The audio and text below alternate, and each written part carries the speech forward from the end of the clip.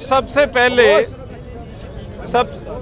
पहले मैं कल जो मुशीरे इतलात पंजाब हैं, जिन्होंने वो सरकारी तर्जमान है, उन्होंने एक एसी उनके साथ जो बदतमीजी की है उसकी ना सिर्फ हमने मजम्मत की है, मगर एक उन्होंने फिक्रा कहा है कि तुम्हें इस एसी को किस बेगैरत ने अपॉइंट किया है।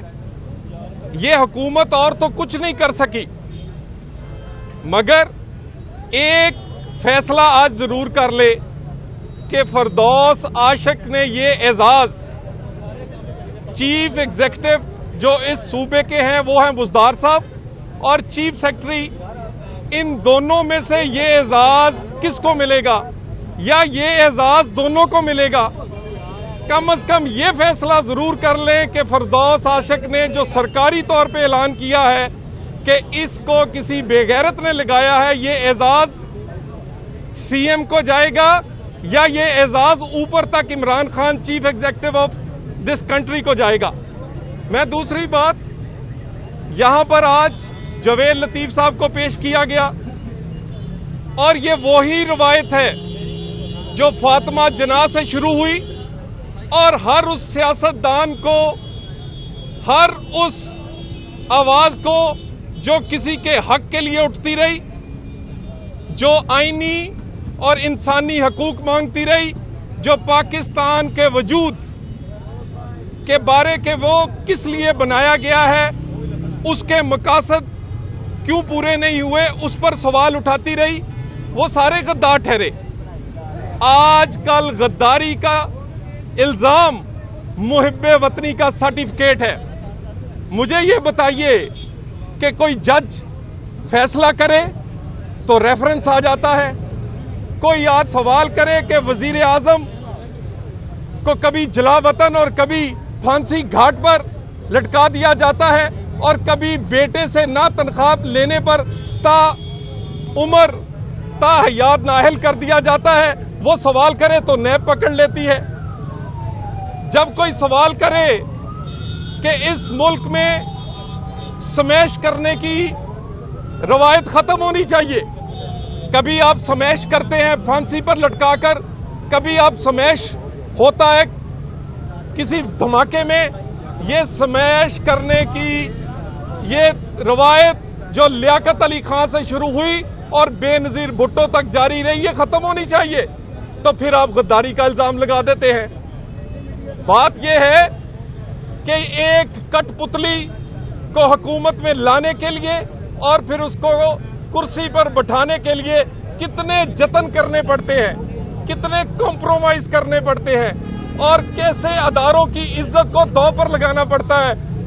आप एहतसाब से लेके मंशियात, जब सारा कुछ पिट गया तो अब गद्दारी, और गद्दारी का इल्जाम भी उस एफआईआर का मुद्दई जो है वो पीटीआई का काउंसलर है। सो सियासी मुखालफिन पे कहने पर अब मुहिब्बे वतन और गद्दारी के सर्टिफिकेट बांटे जाएंगे।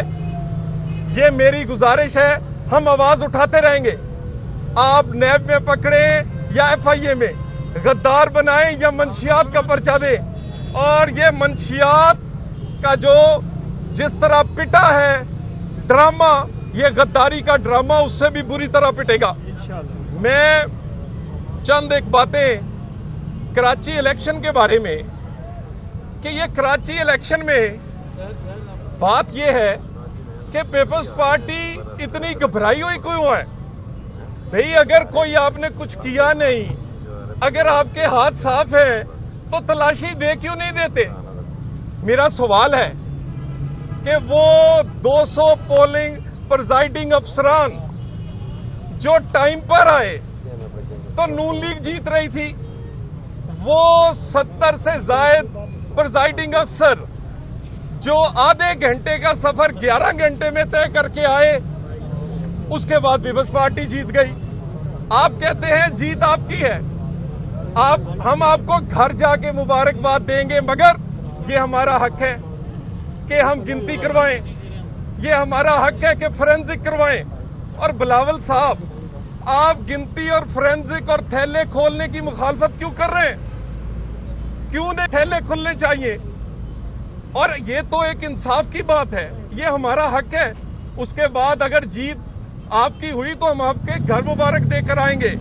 मगर सईद गनी साहब जो इस इलेक्शन के इंचार्ज थे, और वो इंचार्ज उनके सियासी कारकुन होने पर वो ब्रांडेड सियासी कारकुन है, कोई शक नहीं, मगर उनके इलेक्शन लड़ने की जो सलाहियत है उस पर सवालिया निशान उस दिन ही आ गया था।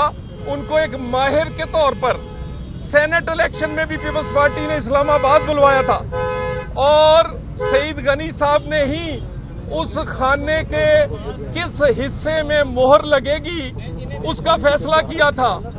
तो जिन्होंने उस खाने के जिस हिस्से में मोहर लगाने का फैसला किया और इलेक्शन हाथों से निकल गया, वो कितने माहिर होंगे कि वो कराची का इलेक्शन जीत चले? ये तो सवालिया निशान है। और दूसरी बात ये है, आप कहते हैं कि आपको वोट मिला है। भाई आपकी कारकर्दगी और जीत जो है वो बनती नहीं है आपस में। और ये जिस इलाके में ना सेहत है, ना तालीम है, ना सफाई है, ना पानी है, जहां सफाई और पानी नहीं, इंसान जिंदा नहीं रह सकते, वहां भुट्टो कैसे जिंदा हो गया है? ये भुट्टो कैसे है कि पानी के बगैर भी जिंदा है, वहां कूड़ा भी पड़ा है, ना सेहत है, ना तालीम है। और आप कहते हैं 1988 से हमें इस हल्के से वोट मिल रहा है। और आप भी बड़े ढीठ हैं कि 1988 से आपने भी उनको यजीदों की तरह पानी नहीं दिया, वोट लेते रहे हैं। आपकी कारकर्दगी, इसलिए ये सवाल उठता है कि आपकी कारकर्दगी पर इस तरह का वोट और जीत आपको नहीं मिल सकती। हमारी गुजारिश है और हमारा हक है कि फोरेंसिक और रिकाउंटिंग की मुखालफत वही करेगा जिसकी दिल में चोर है। तलाल साहब ये बताइएगा कि बिलावल ने यह भी कहा है कि नून लीग की सियासत का कोई सर पैर नहीं है, इसीलिए वो डस्का टू का शोर मचा रहे हैं 2049 से। देखिए, मेरा ख्याल है कि मैं बिलावल साहब की ज़ात के बारे में कोई बात नहीं करना चाहता, मगर कराची के इलेक्शन में जिस तरह वो तलमला उठे हैं, जिस तरह उन्हें घबराहट हुई है, इससे तो हमें शक और पड़ गया है। सेनेट के इलेक्शन के बाद और उसके बाद कराची इलेक्शन, जो ना आप 3 में थे ना 13 में थे, और अचानक से आप जीत गए हैं।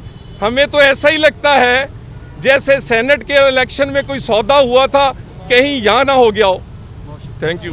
सेनेट के इलेक्शन के बाद और उसके बाद कराची इलेक्शन, जो ना आप 3 में थे ना 13 में थे, और अचानक से आप जीत गए हैं। हमें तो ऐसा ही लगता है जैसे सेनेट के इलेक्शन में कोई सौदा हुआ था, कहीं यहाँ ना हो गया हो। Thank you.